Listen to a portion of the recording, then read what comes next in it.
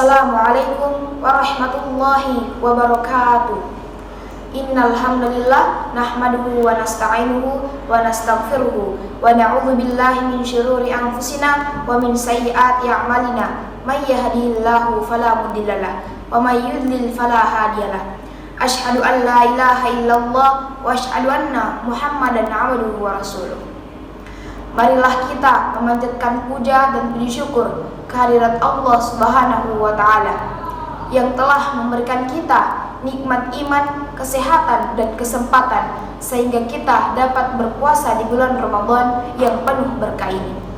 Salawat serta salam kita kirimkan kepada baginda Nabiullah Muhammad SAW yang telah membawa kita dari zaman naik unta menuju zaman naik Toyota, atau disebut minaz zulumati ilan nur.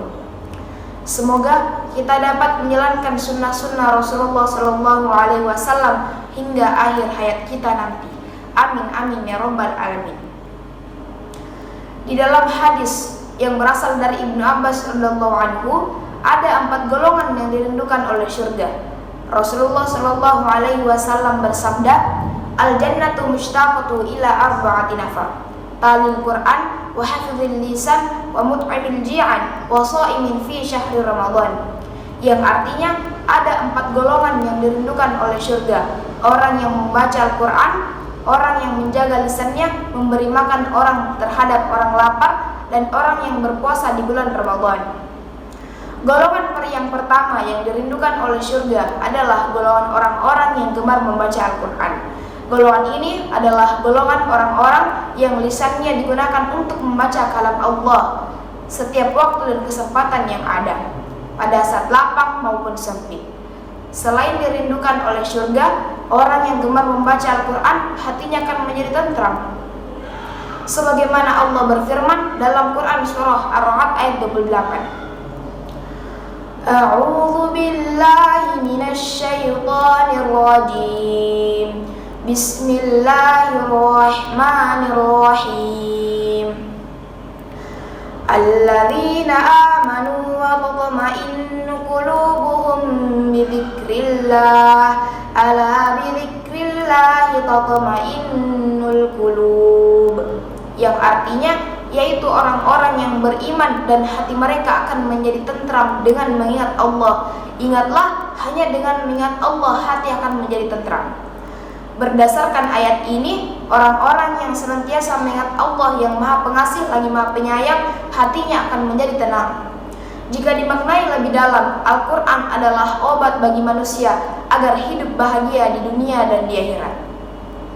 Golongan yang kedua yang dirindukan oleh surga adalah golongan orang-orang yang menjaga lisannya dari berkata kasar, berkata kotor, mencaci maki dan menghujat, atau disebut wahafizul lisan. Golongan ini merupakan golongan orang-orang yang beriman. Di dalam hadis yang berasal dari Abu Hurairah radhiyallahu anhu, Rasulullah SAW bersabda, "Barang siapa yang beriman kepada Allah dan hari akhir, hendaklah dia menghormati tetangganya. Dan barang siapa yang beriman kepada Allah dan hari akhir, hendaklah dia memuliakan tamunya. Dan barang siapa yang beriman kepada Allah dan hari akhir, hendaklah dia berkata yang baik atau diam."